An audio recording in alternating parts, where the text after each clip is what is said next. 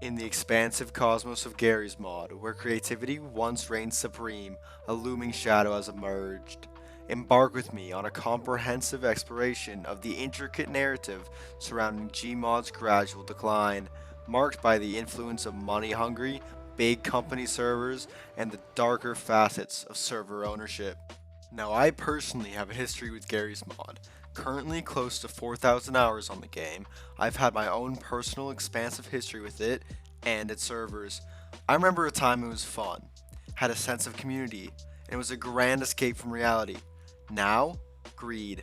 Server owners don't run servers for community or to have a loyal player base. Money is the objective.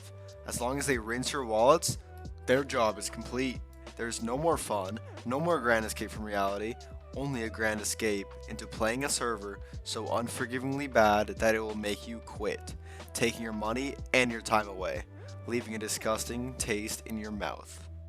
Garry's Mod was once a sanctuary for creative expression. It thrived on its user-generated content and community-driven servers.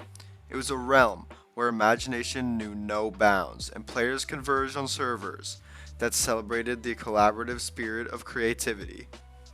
Yet, the tranquility shattered as money-hungry big company servers emerged, placing profit above the distinct charm that defined Gmod. These servers introduced pay-to-win models, transforming the once level playing field into an arena where the depth of one's wallet overshadowed creativity and skill. Monetization, once a tool for sustaining servers, morphed into a double-edged sword. Gmod, once celebrated for its organic growth, found itself in an environment where players felt pressured to spend money for basic in-game advantages. This shift disrupted the delicate balance that made Gmod's charm irresistible. As big company servers expanded, such as IceFuse, the communal heartbeat of Gmod began to fade. The focus shifted from collaborative play to individual success, creating a fractured landscape where authentic interactions waned, overshadowed by profit-driven motives.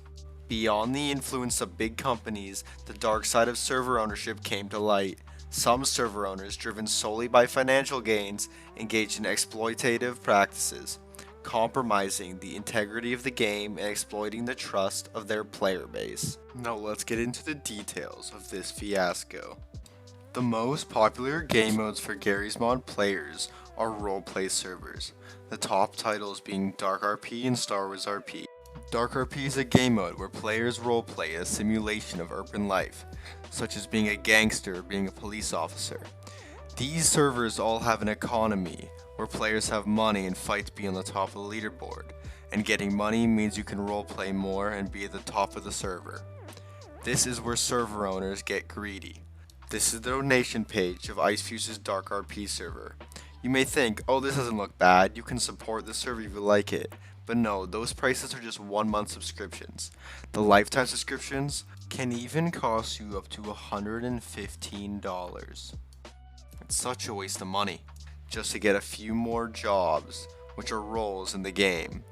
You can even buy in-game currency or real-life money. This is how desperate the server owners are getting. They're selling you whatever they can to gouge as much money as they can out of their community, the community that they destroyed. A Reddit user summed this up perfectly. He said that the unique stuff is dead, everything's been super monetized, and it seems the player base of Dark RP has been reduced to no-lifes, who take the game way too seriously and throw a tantrum whenever things don't go their way. What he said here is very true and is directly caused by the server owners. They do not care about community. They will make it so the players only care about their money and they spend money on the game, so they feel like they should get something out of it instead of just a unique roleplay experience. Another Redditor by the name of Bill Brothers Heat AC also said that back in the day, each server kind of had this sense of community, like regulars who just came in to have fun, simple rules, relaxed admins.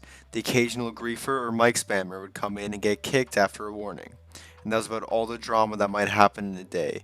Each server didn't take 10 to 20 minutes to connect and download add-ons, most of which were entirely useless, and best of all, money wasn't involved. Once you bought the game, that was it. Individual servers weren't trying to shake you down for VIP roles or game-winning upgrades. For the most part, if you knew you weren't going to be an asshole, you knew you were going to be able to have fun connecting to any server. I believe this relates with many of us GMod players.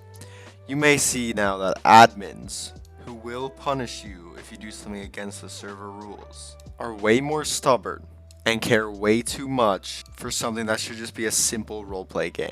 This is because these servers are businesses now.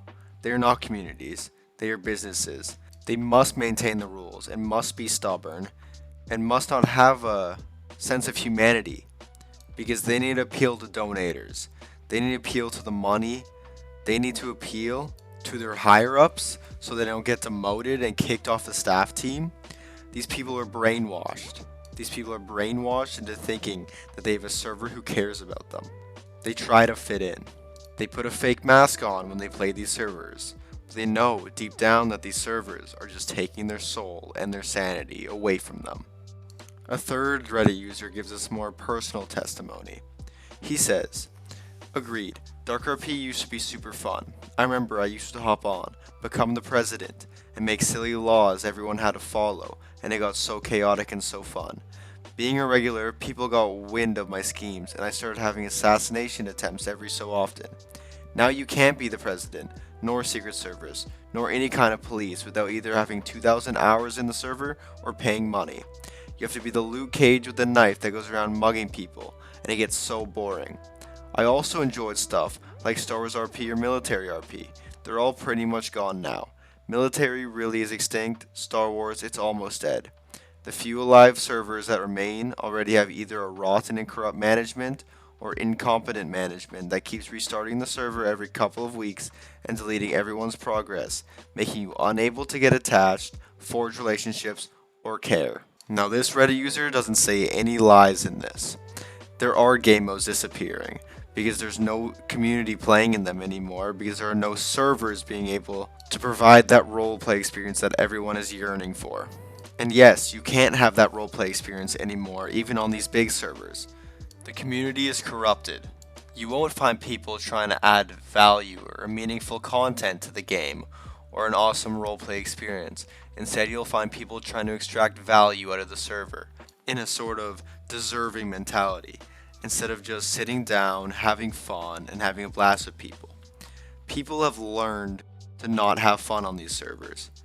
They've learned to conform to the ways of the server owners and the server management and to play the way they want to be played instead of making their own experience. The servers make such a mundane experience that players are forced to play and they won't ever create a unique experience on these servers. It is all controlled, it is all corrupted, and the roleplay experience has been declining.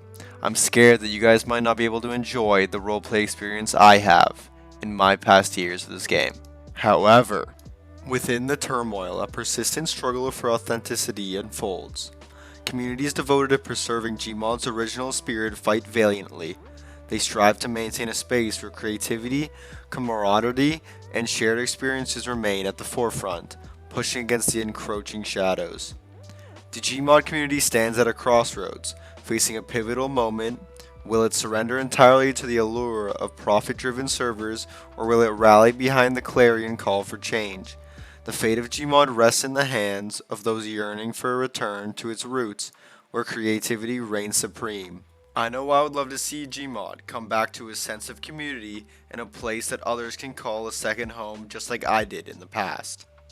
As we traverse the shadows cast by money-hungry servers, let us reflect on the nostalgic allure of Garry's mod. Remember the days of unbridled creativity and genuine connections that define the essence of the game. In that reflection, we might find the inspiration needed to shape GMod's future. I can personally give thanks to GMod for most of my friends list on Steam and lifelong friends I still talk to regularly. Battling against the shadows that have crept over GMod, we find ourselves at a crucial juncture. The legacy of Garry's mod depends on our collective resolve to uphold his unique spirit, resisting the encroachment of profit-driven motives. Please share your in-depth reflections and thoughts on GMod's journey in the comments below. Let's engage in a meaningful dialogue about the future of GMod and the values we wish to champion. Until our next exploration, may creativity guide our collective odyssey. Thank you.